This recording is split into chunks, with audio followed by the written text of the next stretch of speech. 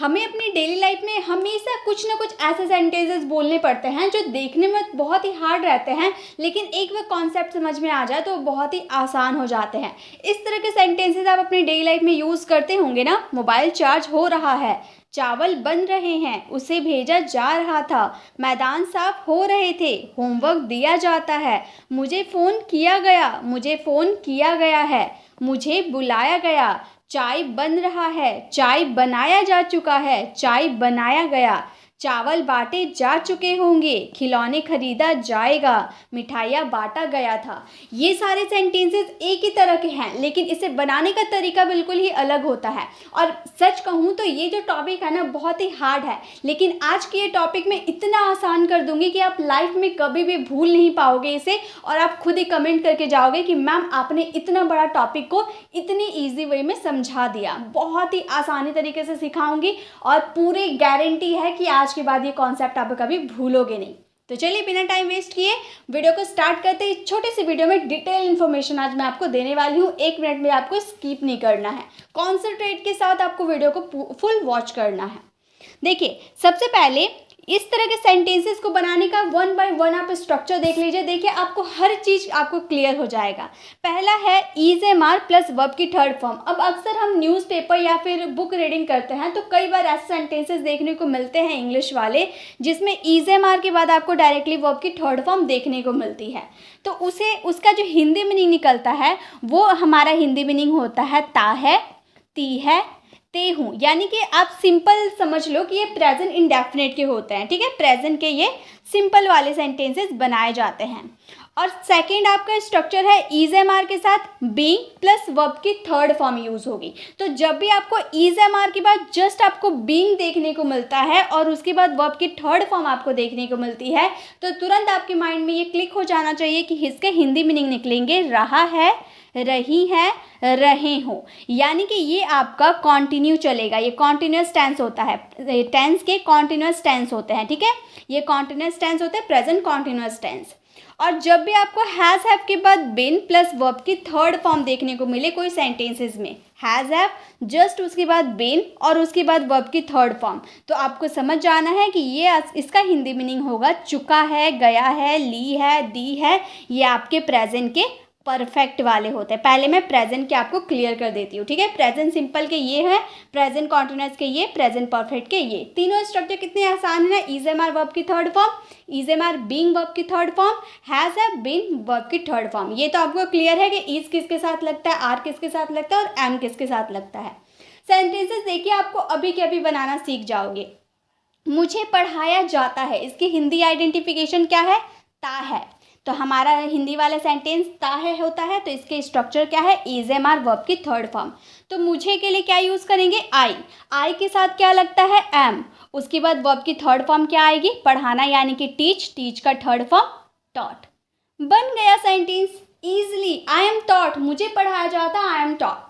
उसी तरह से मुझे पढ़ाया जा रहा है। अब यहाँ पे रहा है देखकर आपके माइंड में तुरंत क्लिक हो जाना चाहिए, रहा है किस में आते हैं, प्रेजेंट कॉन्टिन्यूस में आते हैं। अब बहुत लोगों के माइंड में ये सवाल आ रहा होगा कि मैम ये तो आपने टेंस का सेंटेंसेस बनाया और स्ट्रक्चर तो बिल्कुल अलग है।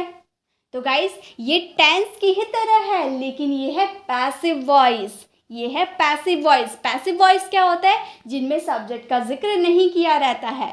मुझे पढ़ाया जा रहा है, आपको कौन पढ़ा रहा है आपने ये नहीं बताया, आपने सिर्फ इतना बोला है मुझे पढ़ाया जा रहा है। टेंस के सेंटेंसेस होते हैं जिनमें सब्जेक्ट काम करता है। आप टेंस वाले सेंटेंसेस इस तरह से बोलते हो कि मैं पढ़ रही हूँ, तो वहाँ पर आप बोल सकते हो आई एम रीडिंग। मैं पढ़ रही हूँ, आई एम रीडिंग। लेकिन अगर आप बोलो मुझे पढ़ाया जा रहा है, कौन पढ़ा रहा है पता नहीं, तो वो वाले आपके पैसिव होते हैं और आपको यही सारे रूल अप्लाई करने हैं। तो मुझे पढ़ाया जा रहा है, आप बोलोगे आई एम, जस्ट बाद आपको बीइंग का यूज़ करना है और उसके बाद आपको वर्ब की third form taught. I am being taught, मुझे पढ़ाया जा रहा है, आई एम बीइंग टॉट। उसी तरह से मुझे पढ़ाया जा चुका है, जब भी चुका है आप देख लोगे और इसमें सब्जेक्ट कार्य नहीं कर रहा, मुझे पढ़ाया जा चुका है, सब्जेक्ट नहीं है। ठीक है, तो जब भी आप बोलोगे मुझे पढ़ाया जा चुका है देख के आपके माइंड में क्लिक हो जाना चाहिए हैज़ हैव बीन वर्ब की थर्ड फॉर्म। तो हम बोलेंगे आई हैव बीन और वर्ब की third form taught. I have been taught, मुझे पढ़ाया जा चुका है, I have been taught. Easy है ना, कितना आसानी से तीनों स्ट्रक्चर समझ में आ गए। जब भी सब्जेक्ट कोई कार्य नहीं करता है, उसका जिक्र नहीं करते हैं, यानी कि वो सेंटेंसेस पैसिव में होते हैं, और प्रेजेंट सिंपल में ये स्ट्रक्चर, पास्ट प्रेजेंट कॉन्टिन्यूअस में ये स्ट्रक्चर, और प्रेजेंट परफेक्ट में ये स्ट्रक्चर आपको अप्लाई करने हैं। कुछ नेगेटिव और कुछ और सेंटेंसेस मैं आपको बता देती हूँ, इसे क्लीन कर देती हूँ, ठीक है। अब देखिए, मान लो आप और सेंटेंसेस में बोल रही हूँ, आप मेरे साथ बनाते हुए चलना। पत्र लिखे जाते हैं, कैसे हम बोलेंगे? पत्र लिखे जाते हैं, हम बोलेंगे लेटर्स। Letters are written. पत्र लिखे जाते हैं, लेटर्स आर रिटन। उसी तरह से पत्र लिखे जा रहे हैं।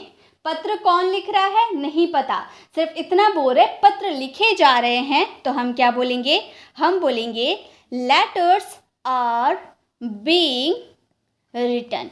लेटर्स आर बीइंग रिटन, पत्र लिखे जा रहे हैं। उसी तरह से पत्र लिखे जा चुके हैं देख के माइंड में क्लिक हो जाना चाहिए, हैज हैव बिन लगेंगे, तो हम बोलेंगे लेटर्स, बहुत सारे लेटर्स है तो have, letters have been written. Letters have been written, पत्र लिखे जा चुके हैं, लेटर्स हैव बिन रिटन। इस तरह से इसके सेंटेंसेस बनाएंगे। नेगेटिव बनाएंगे, जैसे उसे नहीं पीटा जाता है, उसे नहीं पीटा जाता है, तो बोलेंगे, हम क्या बोलेंगे? He is not beaten. He is not beaten, उसे नहीं पीटा जाता, ही इज नॉट बीटन। उसे नहीं पीटा जा रहा है, he is not being beaten. हमेशा याद रखिएगा, जो भी आपके हेल्पिंग वर्ब रहेंगे, हेल्पिंग वर्ब के जस्ट बाद आपके नॉट आ जाएंगे, उसके बाद आप एक्स्ट्रा वर्ड चाहे बीन हो चाहे बीइंग हो, वो आप यूज कर देना, ठीक है। तो ये आपको क्लियर हो गए। चलिए अब पास्ट वाला देखते हैं। अब पास्ट वाला देखिए, जब भी आपके सेंटेंसेस में वॉज वर और वर्ब की थर्ड फॉर्म आपको देखने को मिलती है, तो माइंड में क्लिक हो जाना चाहिए कि इसके हिंदी आइडेंटिफिकेशन होगी आ, ई, ए, यानी कि ये हमारा पास्ट का सिंपल है, पास्ट का सिंपल है। ओके, जैसे कि वो गया, खाया, पिया, सोया, बैठा, उठा, ये सारे होंगे, ठीक है। और जब भी वॉज वर्ब के साथ बीइंग और वर्ब की थर्ड फॉर्म आती है, जैसे is am are being verb की थर्ड फॉर्म थी, जस्ट वैसे ही वॉज वर्ब बीइंग और वर्ब की थर्ड फॉर्म रहेगी, तो ये कंटिन्यू चलेगा। रहा था, रही थी, रहे थे, ऐसे वाले इसके हिंदी आइडेंटिफिकेशन होंगी। ये हो जाएगा हमारा कॉन्टिन्यूअस। ये क्या हो जाएगा? हमारा कॉन्टिन्यूअस हो जाएगा। और जब भी आप हैड के साथ बीन वर्ब की थर्ड फॉर्म आप देख लेते हो, तो समझ जाना कि ये पास्ट का क्या है? परफेक्ट, जिसका हिंदी आइडेंटिफिकेशन होता है चुका था, चुकी थी, गया था, ली थी, दी थी, ये इसके हिंदी आइडेंटिफिकेशन होते हैं। सेंटेंसेस देखिए, मुझे पढ़ाया गया, तो गया आ ई ए पे आपका सेंटेंसेस खत्म हो जा रहा। मुझे पढ़ाया गया, तो हम मुझे यानी कि आई के साथ क्या लगता है? वॉज। आई वॉज, पढ़ाना यानी कि टीच, टीच का थर्ड फॉर्म टॉट। तो हमारा सेंटेंस हो गया आई वॉज टॉट, मुझे पढ़ाया गया, आई वॉज टॉट। वैसे ही मुझे पढ़ाया जा रहा था, कौन पढ़ा रहा था नहीं बता रहे, ओके, सिर्फ इतना बोल रहे मुझे पढ़ाया जा रहा था, तो हम क्या बोलेंगे? हम बोलेंगे आई वॉज बीइंग, है ना, रहा था यानी कि बीइंग, कंटिन्यू चलेगा तो बीइंग लगाएंगे। आई वॉज बीइंग, क्या लगाएंगे? टॉट, वर्ब की third form. I was being taught, मुझे पढ़ाया जा रहा था। वैसे ही मुझे पढ़ाया जा चुका था, यानी कि ये काम कंप्लीट हो चुका था पास्ट में, तो हैड बीन वर्ब की थर्ड फॉर्म आ जाएगा। तो हम क्या बोलेंगे? आई हैड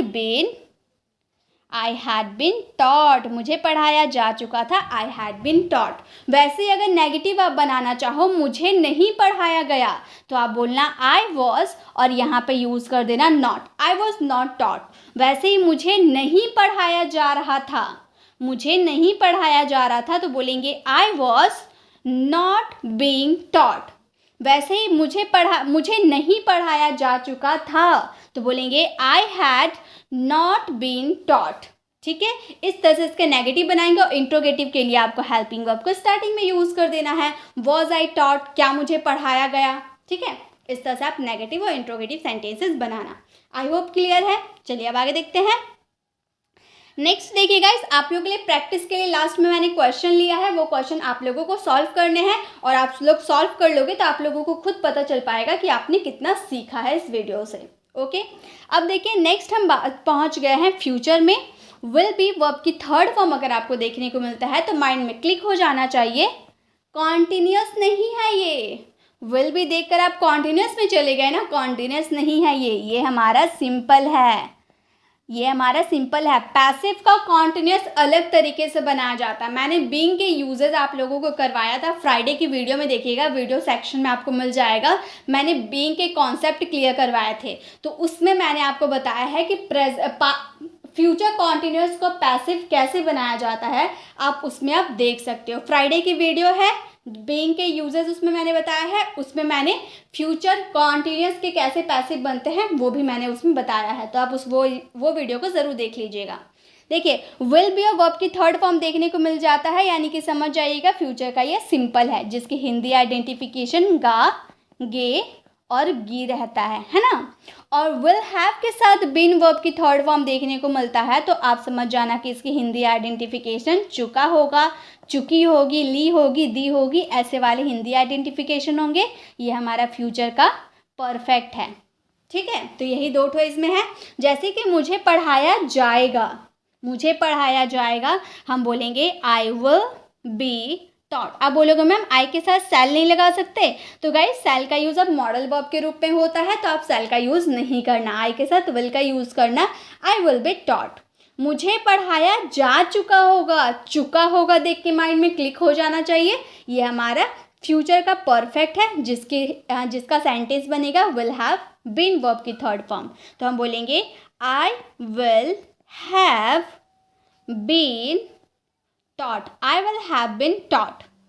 मुझे पढ़ाया जा चुका होगा, I will have been taught. तो इस तरह से इसके सेंटेंसेस बनेंगे। अगर आप इसके नेगेटिव बनाते हो, आप इसके नेगेटिव बनाओगे, मुझे नहीं पढ़ाया जाएगा, मुझे नहीं पढ़ाया जाएगा, आप बोलना I will not be, I will not be taught. मुझे पढ़ाया नहीं जा चुका होगा, I will not have been taught. Clear? इस तरह से इसके नेगेटिव बनाए जाते हैं। तो आई होप आपको ये समझ में आ गए।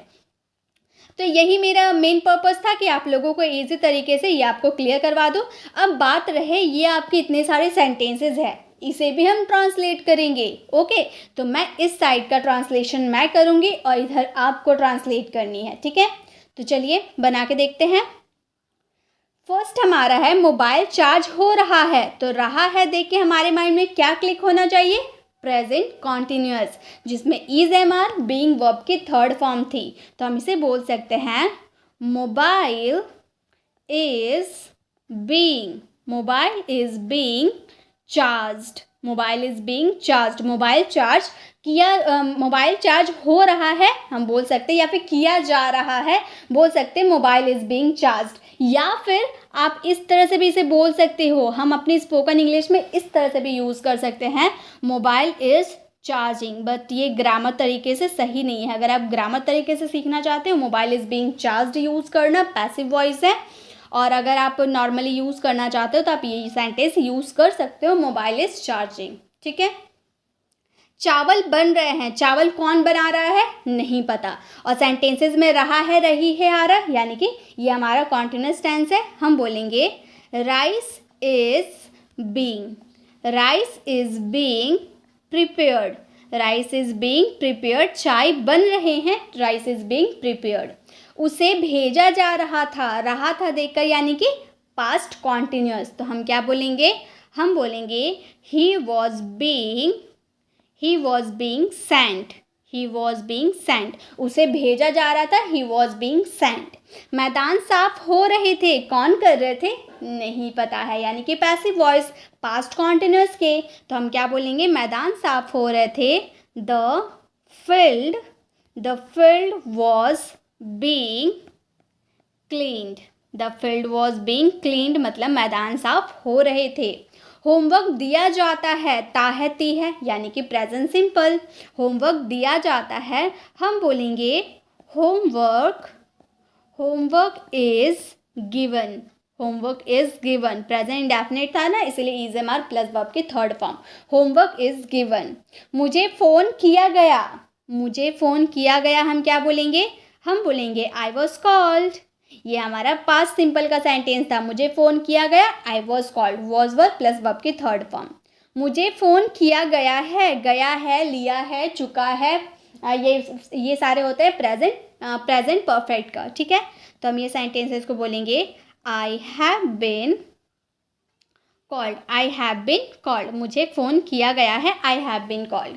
तो इस तरह से इसके सेंटेंसेस बनते हैं। और अगर आपको मेरी तरह से फास्ट इंग्लिश बोलनी है और इसका ट्रांसलेशन भी पूरा तुरंत कर लेना है, बिना कुछ सोचे समझे आपको ट्रांसलेशन तुरंत कर लेना है, तो इसके लिए आपको प्रैक्टिस करनी होगी।